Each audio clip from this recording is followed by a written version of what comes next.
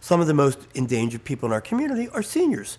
But for the most part, we've been concentrating on the endangered youth in our community.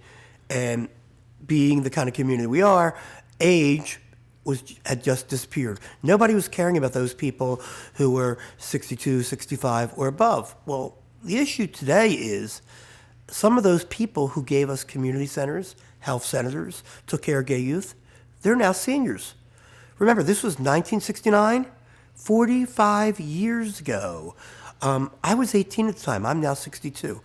Well, I've been thinking about our pioneers, and we owe them something, and we should be taking care of them. They brought us to where we are today. It's thanks to them the President of the United States mentioned Stonewall in his inauguration speech. It's thanks to them that there are health clinics that they can go to. It's thanks to them there's a community center. It's thanks to them the war on bullying has taken place. It's thanks to them that Don't Ask, Don't Tell is no more. Thanks to them that marriage equality is an issue, and yet we're letting them be homeless.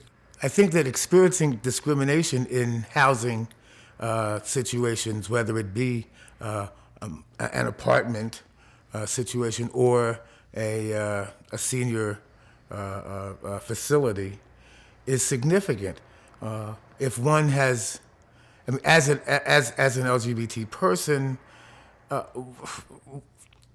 one's social life is an important aspect of your existence, and if you're not allowed to be expressive of that, and that one's sexuality being the basis of one's social expression, then you find that it's very daunting and leads to depression, and in a lot of cases, the withdrawing from that social aspect. And then, of course, if one has a partner, that becomes another issue impacting on one's living situation. How expressive can one be with one's partner in a living situation where you get those disapproving looks? Where maybe the administration will make a remark that we don't countenance that sort of behavior here. That's not happening infrequently. That's happening very frequently. Personally, I've suffered the slings and arrows of getting older. And my friends, those of long standing, have also. We're looking at just the ravages of time. I have neuropathy and arthritis. I have friends who suffer even more so than there's those who are HIV positive, who've survived the onslaught of that epidemic.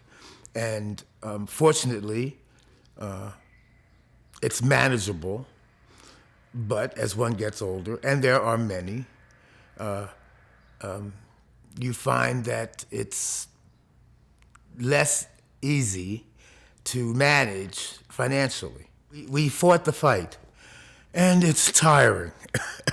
And as we've gotten older, it's a nice thought that we can sit down, rest on our laurels, so to speak. But where do you rest on your laurels? The housing project is where we will be resting on our laurels. The joke is we call it the old folks at homo. One of the reasons we've gotten overwhelming support in our community is when we designed this program, we designed it the same way that other communities do their projects. I wanted to mirror those exactly, because we're talking about equality. That's what the gay liberation movement always stood for, was equality. So if we do equality, we do it the way Catholic Charities has done it. We do it the way the Presbyterian Homes have done it. We do it the way Jewish Federation has done it. And in that regard, there are three key funding elements to this project. None of it takes money out of any of the nonprofits in the LGBT community, nor do we go after the same people they go after for funding. think there are a few reasons why this is going to be a successful project. I think first and foremost is the community of support that has grown up around building this development. We have funding from several public sources, from the state, from local government. We're able to get an allocation of low-income housing tax credits to support the project. And then more than just the dollars, really all of the political support, all of the community support, all of the people that have rallied together to say that this is a good project for Philadelphia, and something that we want to see built. People would talk amongst themselves about, oh, it's going to be a really great place. And unfortunately, it's only 56 units. It's only going to be 56 people. As it stands, there's already 256 people that would, 556 people who would want to be there.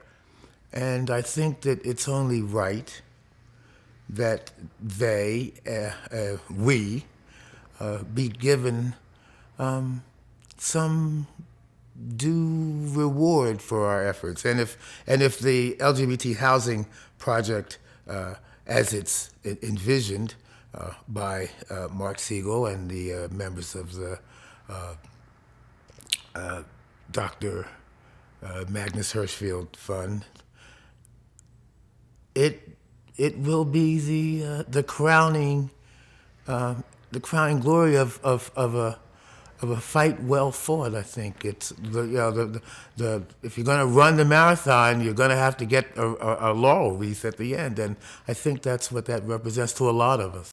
One of the most unique things about Philadelphia is that it is an island in a state of repression for gay people. We have no civil rights on a statewide level in the state of Pennsylvania whatsoever.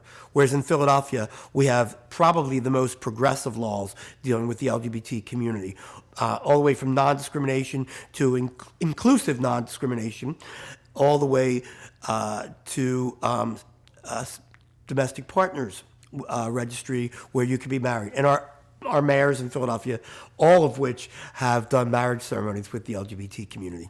Philadelphia was the place where the first LGBT public demonstrations took place. From 1965 through 1969, a group of people would march every July 4th around Independence Hall, stating with picket signs saying equality for homosexuals. Philadelphia has a long history of being LGBT-friendly.